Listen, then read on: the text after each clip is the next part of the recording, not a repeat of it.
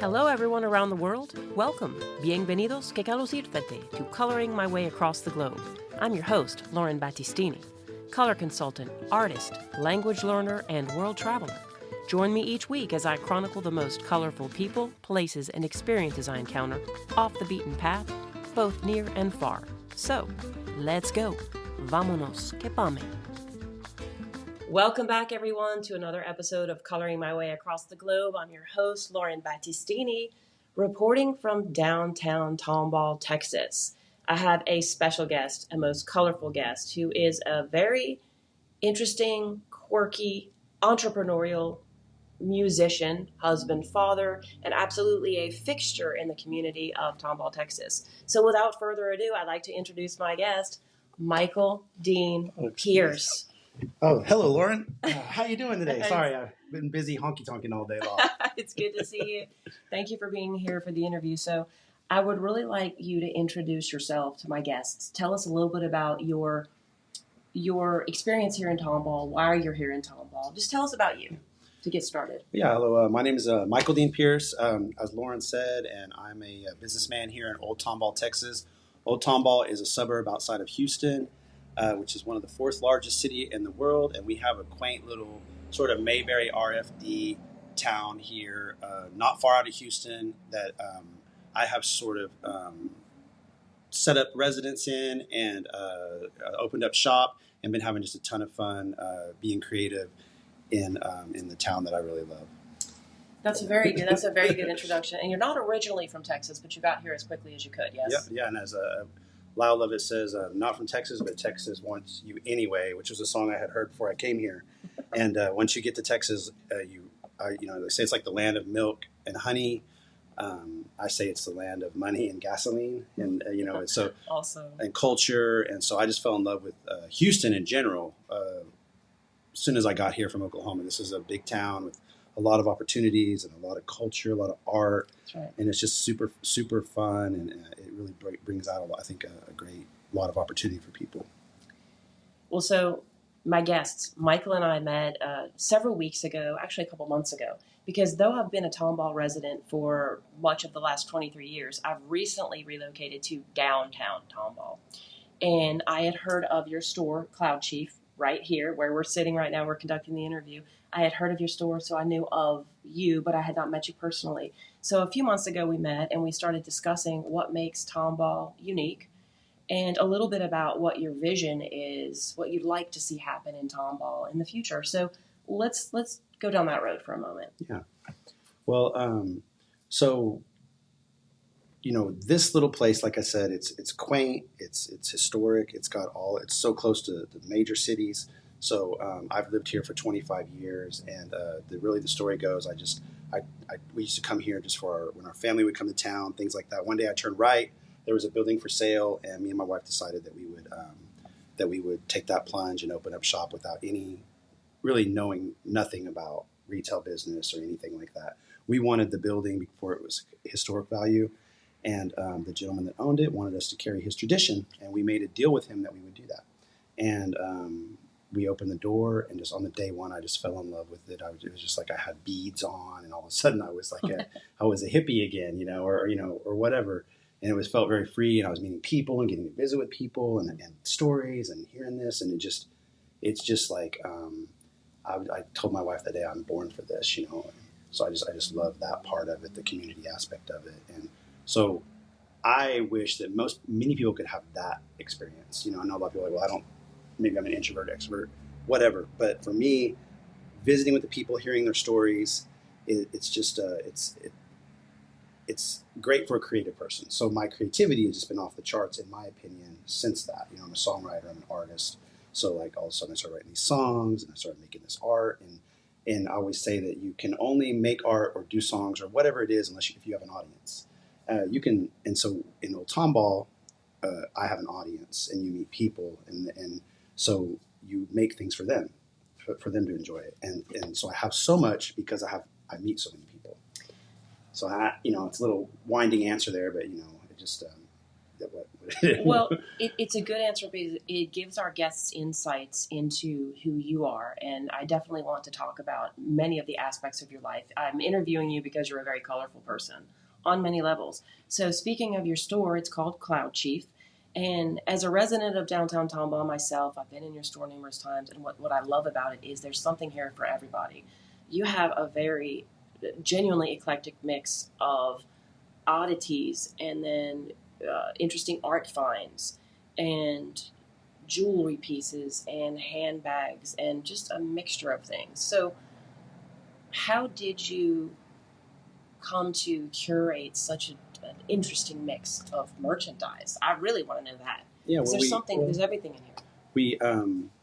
I owe a lot of that to my wife. My wife purchases most everything in here. I joke that I just tell stories and serve drinks occasionally to people. You have botanical books in here that I find fascinating. Yeah, my wife is really the buyer, as it were. We joke. My joke is for every candle she brings in, I bring in drug paraphernalia. Just to keep it sort of evened out. That's the joke I tell people. But now she's bringing in the drug paraphernalia, so it's like I don't have to do anything anymore. Well, she's looking at your numbers. She's looking at your historical sales, and she's making some predictions, and she's bringing in the right type of merchandise. Yeah. But my point is that to me, this store really does represent your personality and the multifaceted way. I think that you operate in this world. Yeah. Because you said you're a musician. I definitely want to talk about that in a minute. You're an artist. And you are a very entrepreneurial person. So let's talk about all three, starting with entrepreneurship. How has this journey of entrepreneurship been for you? So I think part of that is at a very young age, I was a worker. I worked with my grandfather and my mother and father. And so, dealing with people or working long hour days has never been a thing I was not afraid to do. So starting this venture is something we've never done. But I think when you're a creative, it's like, these things sort of in some ways kind of come easy. So everyone always says, oh, it's a great shop and it's so cool. And for me, it's not even like 5% of what I wish it could be. It's not even touch the iceberg of what, we want to do. And so that's frustrating for me because we need more room, we need more space. What we could do, though, the possibilities are limitless. And so that's the frustrating part from my perspective. But it's fun to kind of incorporate all those things that, we have a good eye. Both of us, me and my wife, have a good eye. And we have very different eyes. And so that's why you have sort of a fun mix, of different things. And it works really well together as a team.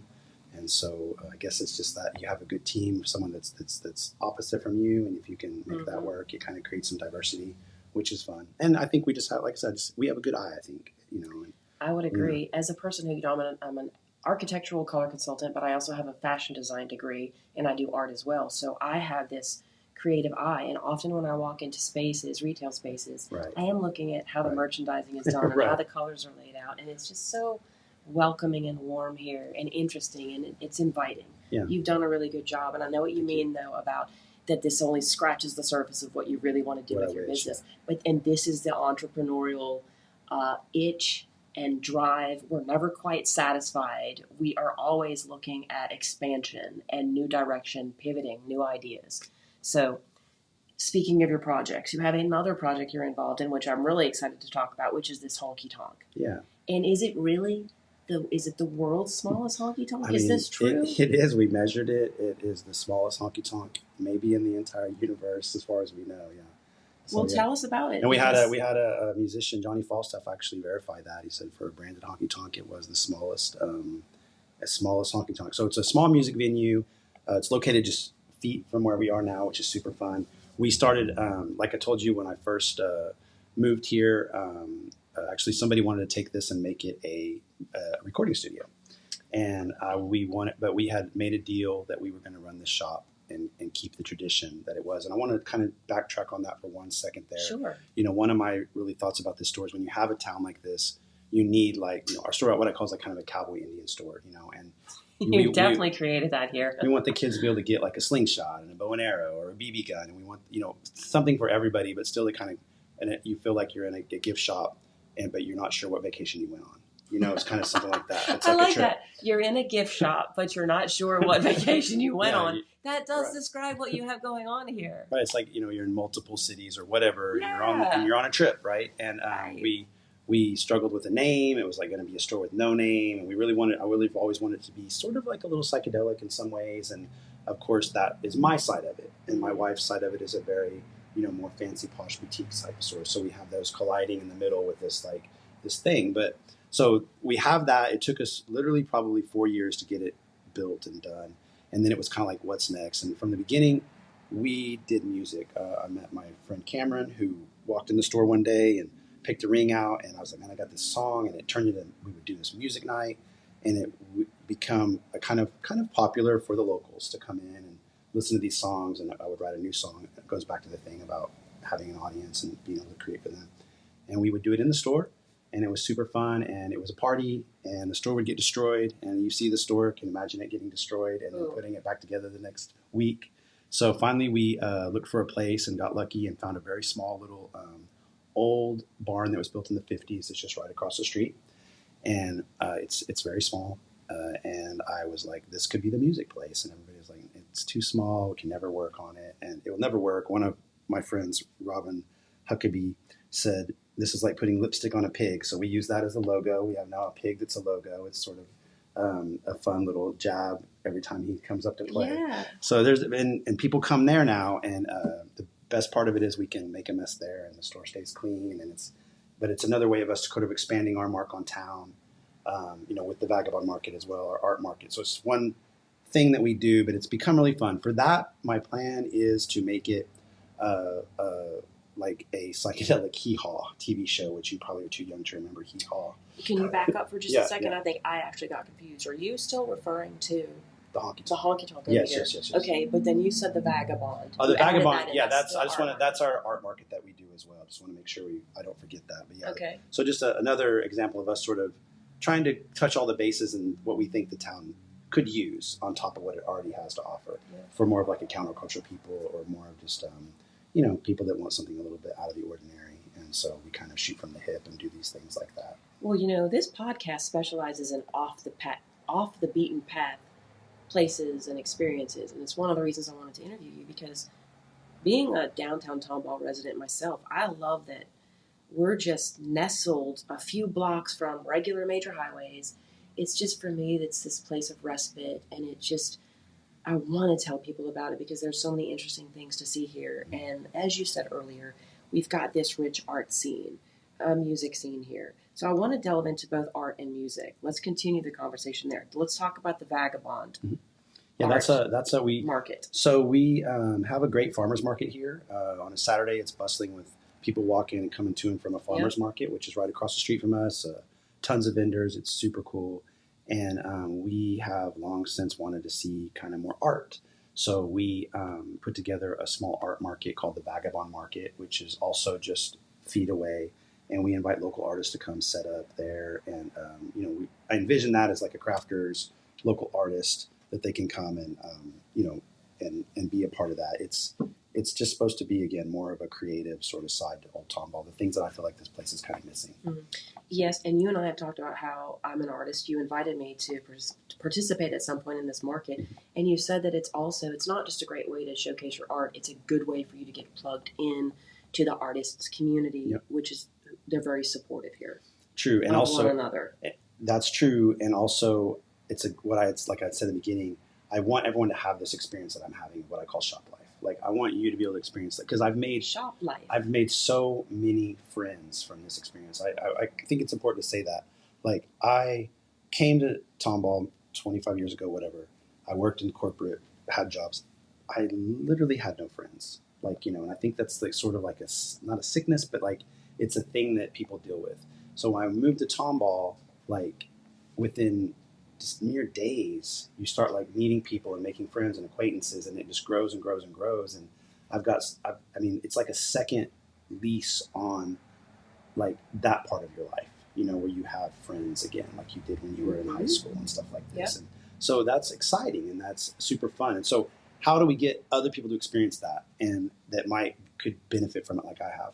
So our art market, in my mind, is designed so that you can meet the community and the community can meet you, and you are bound to make friends from that Yep. interaction. Another thing about that that's with me in this store, there's something about this store that inspires discussions, conversations. Like I have lengthy discussions with people that come in. We sit around, we talk. Something about Tomball, something about this store brings that out in people. And I often ask like some of the shops around town, like where are the people that you sit and visit with for lengthy amounts of times talking about things? And that's how I interact with my customers. That's how they interact with me. I don't know it's 100% me. I think it could just be like whatever's going on. But it's my way of kind of putting a ground together that they can have that experience by meeting people and making friends. Well, yes, and you, to your credit, have facilitated that type of space here. You've made this a welcome space for people of all walks of life to come in and just sit and visit. It's a casual place where people can come and congregate. Yeah. If I had my way, we'd have lots of couches to sit and just visit. But, Well, that would be nice too. That's an idea for later, isn't it? So with this art market, when does it take place? It's so we do that. We do that every Saturday, and also backtrack the music we do once a month. Once we get going again, it'll be twice a month. Art markets every Saturday. It's a pretty easy thing. People come and go. They can sign up very easily. We try to make it a very easy process to get involved. Okay, so you've got your hand in things here in the store, the art market, then the honky tonk. Now, I understood from our last conversation that the little cute, I say little cute because it's so tiny, but this mighty honky tonk was undergoing some, I think, renovations of some sort. Yes. Yeah, we got we are being handled. We as with some of the stuff we do in town, we get sometimes shut down. Do you now? Now, why would that happen? Well, it's partly our marketing. We have a lot of fun pushing the boundaries and envelopes of the marketing that we do, and to get people talking and to have fun. And it's just sort of part of our quirky deal. Going backtrack when I wanted to be in marketing, and so this is sort of a fun way to sort of play with ideas and do stuff. And so sometimes they get us in trouble to a certain degree, and so we've been technically the honky tonk needs a restroom as it was, and so since the city, we have 3 restrooms on site, but they want a particular restroom, and we're trying to be as understanding of that. So we're going to build a golden restroom, and it's going to be all made out of gold, and it's going to be the most fancy restroom that you can go to. It's a little bit not solid gold. But what is the occupancy limit in your little honky tonk? So that's what it was about. I think 32, something like that. And then now, once we get back open, we're trying to get around like 75 is what I think we're going to be able to get at. When do you think you're going to open? I can't wait. It's going to be probably about 3 or 4 months. Hopefully we'll be getting it open. It's going to be a great space. We're going to do, it'll be able to be rented for parties. It'll be able to be rented for, we're going to have live shows there. We're really trying to build like what I like to refer to as a little Lukenbach or like a little green hall where there's a music scene. And so what we're trying to, there's a music scene here. There's something going on with the music. I mean, I've written like 350 songs since I've been in Old Tomball. There's something special about the creativity of this place.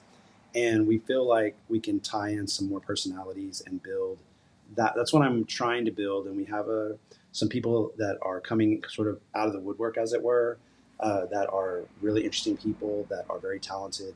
And we're going to try to be showing them people to the world. We're going to do, back to what I was saying about the Hee Haw show, we're going to be doing like a live. So when the honky tonk opens back up, I have to say this: we're going to be opening we're going to be doing a live feed from there, so on the show nights, right? Oh. So people can tune in from all over. That's going to be genius. It's hard to get in because it is so small. People reserve seats.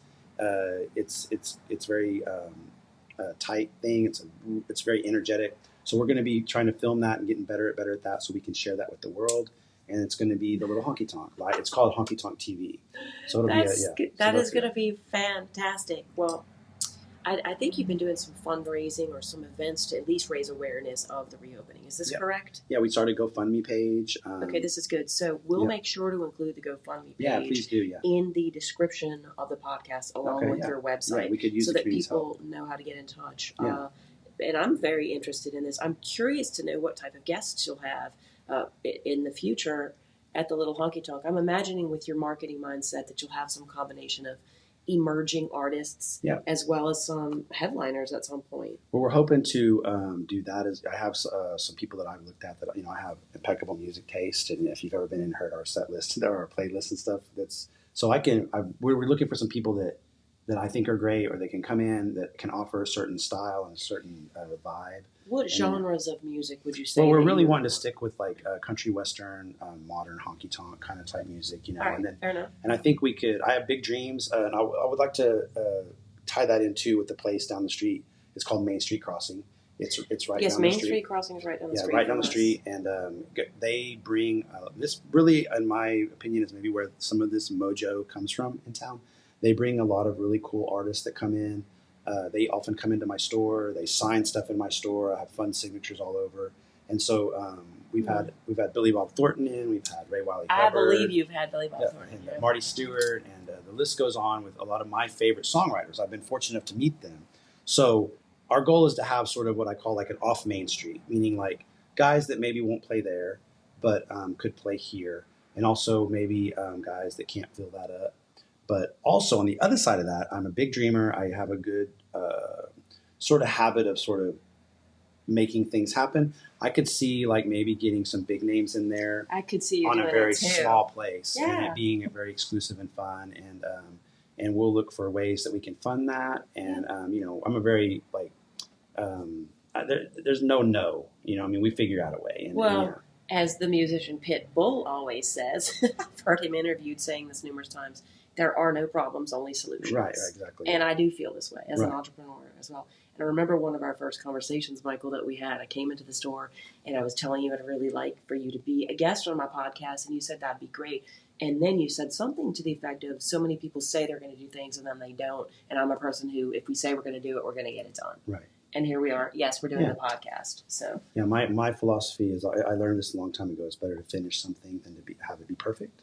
And so I do, and I finish, and I move on to the next thing. Another great advice I was given, which was that creative people are always going to create more things. So it's create and move on. And I think that's I call it exercising like the creative muscles that we have. And so I'm sort of the master of. I think if I might have to bleep this out, but half-assedness. The master of half-assedness. Or getting things done and not worrying about perfection. I think is in my sort of specialty. One of my business mentors says, "Done is better than perfect." Right, exactly. And we can always modify it later. Yeah. This podcast is being modified as exactly. I go. I started with just audio, and now I've begun to add video, and I'm sorting through the particulars of that.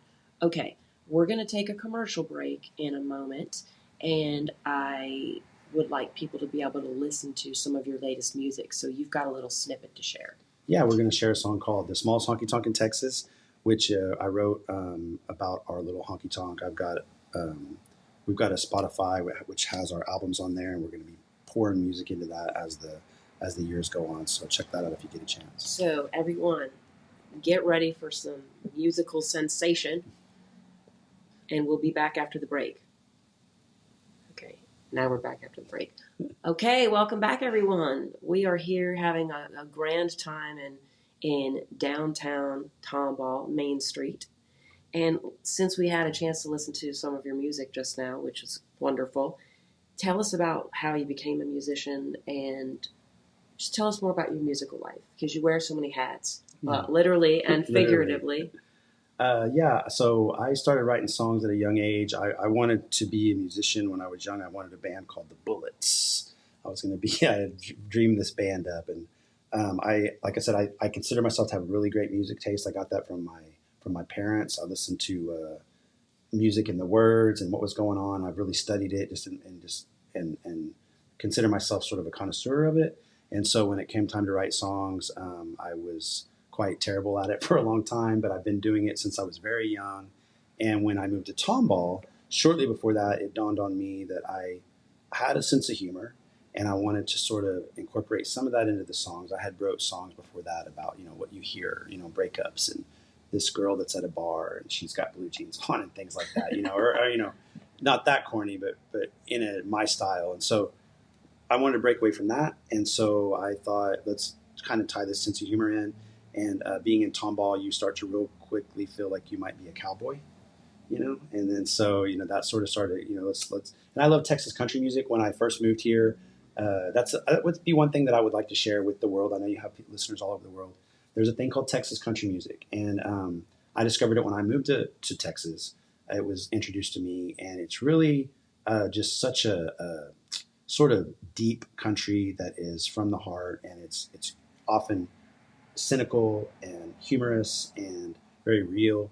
And I say it's just like regular country music. It's just per capita they mention cocaine more often than the other side of music. Okay. So which it's fun, and so there's a funness to it. And so I fell in love with that style and quickly started seeing that I could write those sort of songs. I'm also a big Bob Dylan fan and Rolling Stones fan, and so anything. So struggled my whole life really to have a band, but within months of being in Tomball, God or whoever set a band of great people right in my door, like literally through my door. And one by one we met them. I could tell the story of each one of them, but it's like a great sort of just magical thing in a way. Again, almost like I feel like morbidly God's given me like this second chance on being able to do what I've always wanted to do.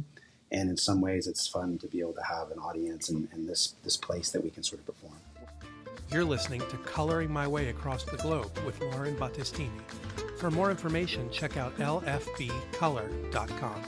Well, and to ramble that answer. I love your rambling answers. They're very informative, and they give me more insights as to what other questions I can ask you. I just love that you came from this corporate work environment, and you always had this creative side itching to come out, and now you're able to, in multiple avenues, live out as an entrepreneur this creative dream through your music, through your Cloud Chief, through these other initiatives in which you're involved, through the art market that you're involved in.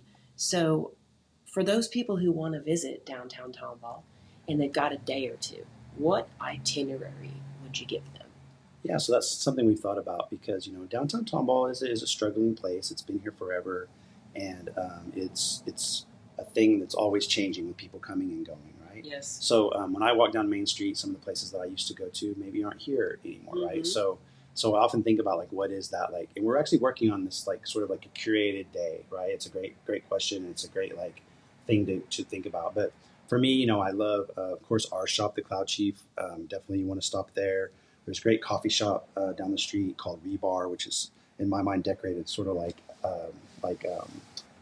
Sherlock Holmes's living room, it's like super cool. I love that wallpaper. Yep, yeah, the wallpaper is great, and all the decorations, and they're a ministry as well. It's another thing about Main Street. If you really look at it, there's a lot of like good causes in a lot of the businesses. That's right. We have a resale shop across the street called Team. That's like again a great thrift finds. I've been shopping so many things for my new place and getting great deals at that resale shop. Yep. And the antique stores. Cherry Street Antique is built in the building called I call it like the 59 Klein Market, I think it says, but it's one of the oldest buildings. It's an old feed store and a market, and it's huge and got well-curated antiques.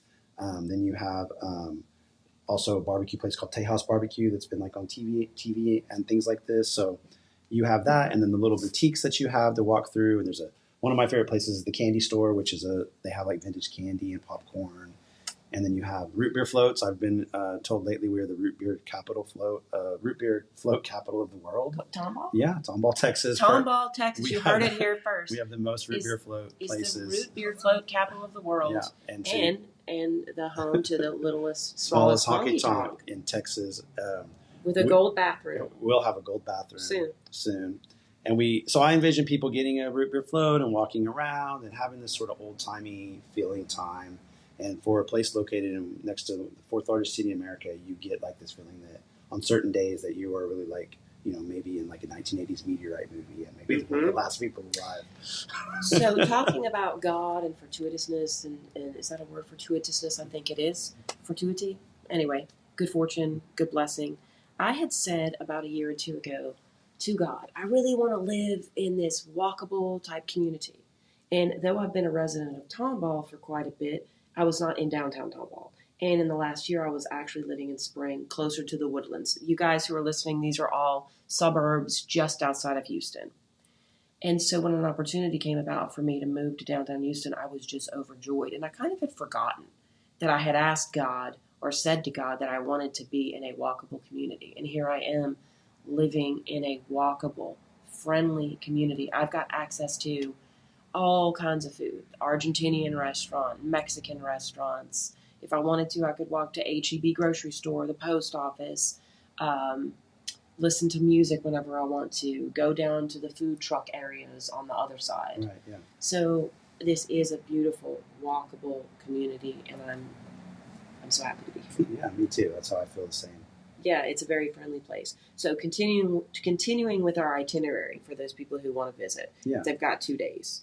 If you've got 2 days, so you're in 2 days in Tomball. Again, you're hitting up the restaurants, you're going to the shops, you're going to stay someplace, and 2 day, and you might 2 days might be tough in Old Tomball. That's right, because Old Tomball, you guys, let's do one day. We could do 1 day. But there are places you might want to go. No. I'm just kidding. But yeah, you're going to want to come back and really just be chilled. Well, often I do see people come here. They come in for weddings, things like that. What I see them doing on the second day is they're really just like they're walking their dog, they're having a coffee, and they're just walking around. Yeah. So they're just like taking it in and walking around the streets and the little alleys and stuff like that. So it's you can hit it all in a day. And then the next day, you just kind of take it the relaxing part of just walking around town. That's what I see people doing. Mm-hmm. Mm-hmm. And there are lots of little unique boutiques and places to shop here. Your store being one of them. So there are always. I would spend 2 days here because on the second day I would do a lot of shopping. Well, and I might add there too. Like that's one of my missions, right? Is like we know what is wrong with Tomball and what is right with Tomball, and so we need more, right? Because we need, and that a lot of the. So that's what we're working on is inspiring people to come here, spend their money. Build the things that we need, and I could give you a list of what we need. We used to have it in the 50s. There was a movie theater on Main Street, right? Oh. Things like this, and those are the things that I would like to see us sort of come back and do, and get enough and everything that we need. And one of them you mentioned, the H-E-B. One of the guys who owns most of the property in town once mentioned, we need like a little market that you can go and get those things. So one of the ideas I had was to try to see if we can inspire someone to get a space where they can move the farmer's market during the week. Just the vendors could have things that they could set up so you can come shop there. I would love to support their business that way. Yeah, exactly. I really would. Instead of just on the Saturdays. So that's what we, just the things that we need to be able to fully be a walkable community where you can get everything you need within what I call the square. The square. Right? Yeah. So speaking of what we need, and this is just my opinion as a new downtown Tomballian, I would love to see us have on Main Street. Tomballer. A Tomballer? That sounds just cooler. Kidding. We haven't really figured that out yet. Look, I'm going to say Tomballian for now, but Tomballer. I've used that. I'm a Tomballer. That sounds actually cooler. Let's I've used Tomballian more though. Okay. Well, in any case, restaurants. I would love to personally see on Main Street an Italian restaurant and a Greek restaurant. Do you think that would fly here? What is your take?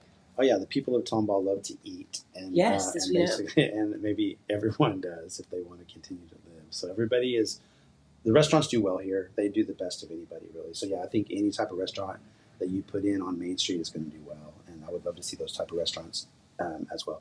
I would like to see a Native American restaurant, which we don't see anywhere in America that I know of. Now, actually, that is a great idea, right. And I think that because of the uniqueness of it, this would be a great place because Tomball is traditional in so many ways, and we know this, but is quirky enough through stores like yours and other cultural things we have going on here that I think that would be a very successful idea. Yeah, and it has German heritage. Yes. We don't have a German restaurant, right? So a German restaurant would be a great thing.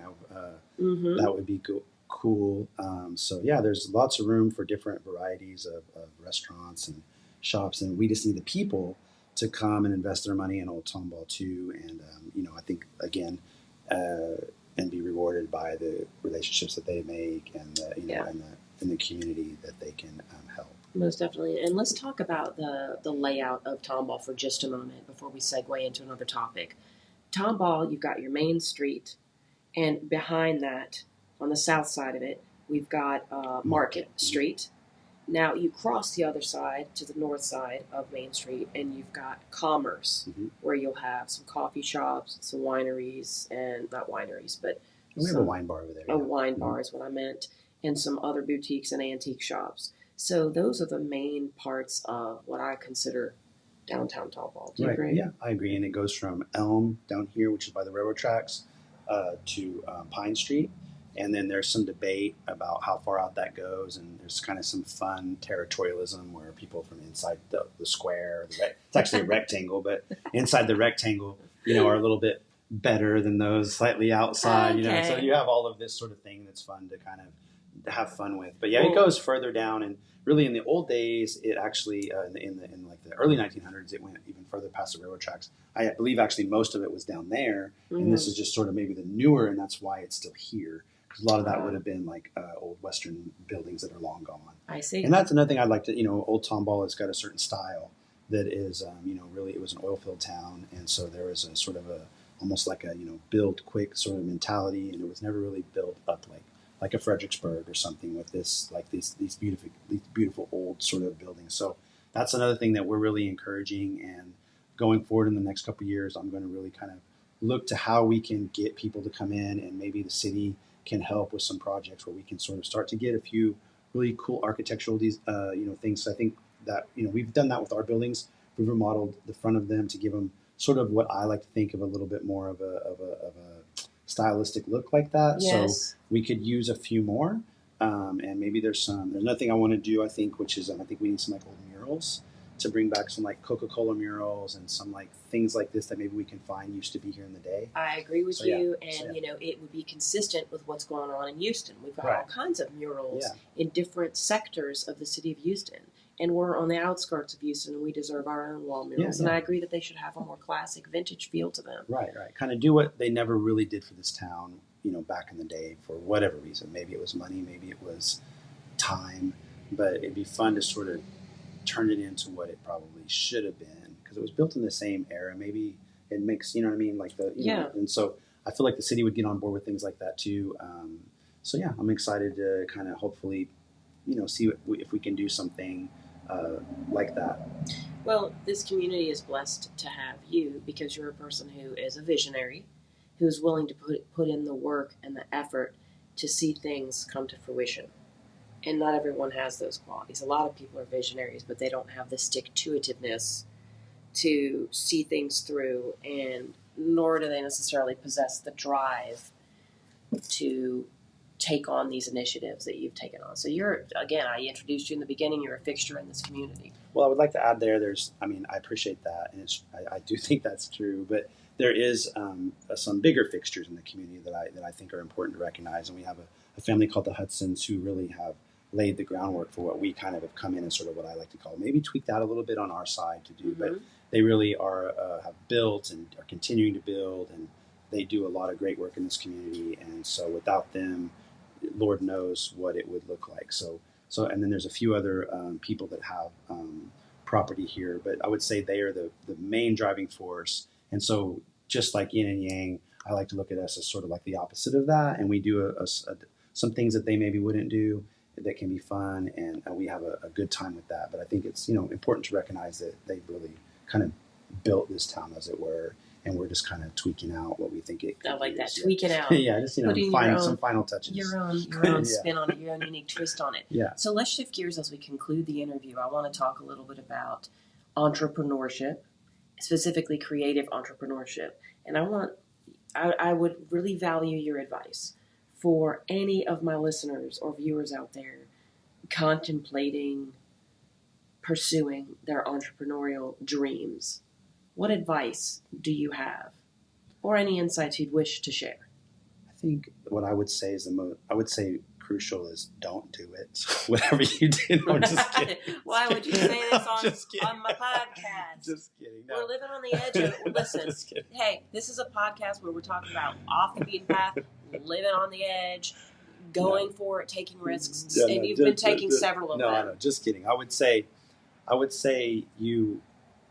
there's advice that I got a long time ago was start small and start now. Right. And so it's like, if you want to do something, start now. And I feel like a lot of times when I talk to people, a lot of people come to me for advice about doing this or doing that. And I think that's the main hiccup they have is like, I'm like, I can easily see a situation and be like, this is how we could start this now. And we could, it might be small scale, blah, blah, blah. And they just won't do it. They can't do it. And so it's like, there's a, you got to do that. And so I'm hearing you say that as an entrepreneur, you need to capitalize on these opportunities, be opportunistic in the best way. Yeah. Move quickly. And, I have an example without getting into details of something that we launched a long time ago, and somebody's like, oh, we got to get it perfect. And I was like, just get it. And within, we got some positive thing that happened within days of it being so imperfect that it's not even funny. And then years later, nothing ever duplicated that sort of success from that particular thing. So it's like, you got to move and just do, and don't be afraid, and mistakes are all part of it. And so, I don't know if that, just start small, start now, and don't be afraid to make mistakes. Those are good insights. And I take that advice as an artist myself. We've discussed this. I'm an emerging artist, and I've gotten to where I enjoy doing floral art and travel illustrations. But I'm a self-taught artist. I'm not anyone who went to art school. And so there's a little bit of insecurity in the past that I felt, a little bit of a nervousness, and I would literally procrastinate and not get any art done because I was so worried about how it would turn out. Right. And it wasn't until a few years ago where I decided to only draw in pen, permanent ink, and use whatever lines I create. And if they don't look pretty, color over them, tweak them a little bit, but don't go and erase them. They're permanent lines, use them, incorporate them into your work. So I've had to really employ that tactic of acting now. It doesn't have to be perfect, just get it done. And I've seen my artwork flourish, the floral art in particular, because now and also it's hard to mess up flowers. I mean, how do you make a flower look ugly? I'm pretty sure I could do that. I doubt it. They're beautiful. They're going to look fine. So this is what I've tried to do in my art, because I had felt less than secure as an artist. And you have to set aside those insecurities, I think, to be able to progress to the next level and produce what you can in that day. And even if your art is ugly, you can still develop it to your own style of ugliness. Right. You know understand what I'm saying? Yeah. There's tons of ugly art out there, Yeah. but it's stylized ugly art, and it sells I tend really to well. I tend to like the ugliest art. We do paintings where we add stuff to them. And I've seen those throughout the store. It's sort of a fun way to repurpose old art, and sometimes I'll find an old piece, and in an artist's mind, it's terrible. And I'll go to my artist friend and be like, man, look at this, dude. And he's like, oh, that's terrible. I'm like, no, that's what makes it so good, So there, but that's part of it. And I feel like that's like me. I can see the most ugliest thing as something pretty. It's just like the way that my mind works, right? Mm-hmm. And so it's probably, and I'll miss details that other people see. And so there's a real sort of blindness that I have that I'm able to, and that I think also might help in being able to maybe make stupid decisions that carry you forward in a good way, right? Because you don't fully see them. I like what you said. Maybe make stupid decisions that carry you forward in a good way. I've definitely done the first part of that, made some stupid decisions. Yeah. And well, you all your stupid decisions lead you to where you are. I do agree with you, and there have been some successes as a result of some of my mistakes. Actually, there have been. So, as we draw to a close, I want to ask you, what does it mean to you to live a colorful life? What does it mean to live a colorful life? Well, I think, so, for me, I think when it comes to thinking about life, this is a little somber, but I've been, I always like to say that I've been dying since the first time I realized that I was alive. It's like I've sort of been I've been contemplating my own mortality for a long time. Okay. Since I was like 5 years old. Okay. So you've been a real deep thinker since I was a child. Right. And so because of that, I'm always like, I think experiencing the moment in a way that I often maybe take for granted, but then very quickly I realize the specialness of it. And I'm always thinking about those last days or my last breath and all these things. It's a very morbid life that I live. And that probably comes out in a lot of my art and a lot of my stuff and a lot of the things that I say. And so for me to live a colorful life is just to be able to, I think here's a great analogy of that is like, often it's actually be able to see the colors that are around you, right? So it's like when you, I often think when you see your last breath or when you're about to die, you're going to realize like, holy crap, I didn't realize how green those trees were. Or I didn't, and so the things that you kind of take for granted, like in the moment and knowing that you're here now. And so to live a colorful life, I would say is just to experience the colors that are around you and the colorful people and the experiences. And, and I'm not very good at it, but I definitely, my grandfather once said to me, and it's in one of my songs, he said, about the time you figure it out, it's the time for them to carry you off. And so it's like you're always working at it and you're trying to figure that out. But I would just say that just experiencing the moment and not being afraid. A big part of my thing with my children and my friends is always trying to tell people, like, just don't be afraid to say that thing or do that thing, or, and I'm one of the most fearful people you probably ever met if you knew me very well. So it's like, but still trying to gauge that. So, I guess that's the best I can answer. And I think that's a marvelous answer. And every guest I have answers it in a completely different way. And it's one of the reasons I asked the question, because we all have our idea of what a colorful life looks like. So your definition incorporates, to me, you're talking about fear-based things, but on top of that, your definition of colorful life, I think, involves seizing each opportunity in each day and being grateful. I'm sure that with you, there's this element of gratitude. It seems like that anyway. And I think that your answer was a very good one, actually. It was a very good answer. Thank you. So let's give a shout out. What's your definition of a colorful life? Okay. My definition of a colorful life is to be able to, in the everyday, talk to people of different ethnicities, political opinions, religious opinions, just a wide variety of people. Living a colorful life to me looks like being able to go, if I can't travel to Africa tomorrow, going to eat at a Nigerian restaurant here in Houston. Learning languages for me means is a life very colorful. Being free to explore the world, being in good health so that I can explore the world. Last October, I was in Greece and I swam an open water 3-kilometer open water swim, this competition. And I am a swimmer, but I was out of shape, but I trained for it just enough to finish, and it was very choppy water. But that was living a colorful life, because when do we get to just fly to a foreign country and just get on a ferry to the other side and then swim back to the island of Spetses, Greece? So those varied cultural, travel, language learning experiences are colorful. Yeah, so being like diverse and adventurous. Absolutely. Yeah. And I savor these conversations I have with my guests because you all come from different vantage points, perspectives, a lot of times probably different belief systems than the ones I hold. And I want my audience to hear your stories, because the whole reason I'm interviewing you is because I see you as a colorful person. And I want the world to know a little bit more about you and what you do and what you're passionate about and how you feel about Tomball. So well, thank you. Thank you for asking me that question. None of my guests ever asked me what I think living a colorful life looks like. Obviously, because I am a color expert, I'm an architectural color consultant, I'm an artist. I used to teach women what colors look best on them as well. Color has been a part of my life. How did I do today? I feel like you did really well, and guess what? Even if I didn't think you did really well, you were just going to wear whatever you wanted to wear for today's interview. But I like that you brought in a pop of color, and this definitely looks like how I see you when I come into the store. Yeah. Very interestingly dressed. So.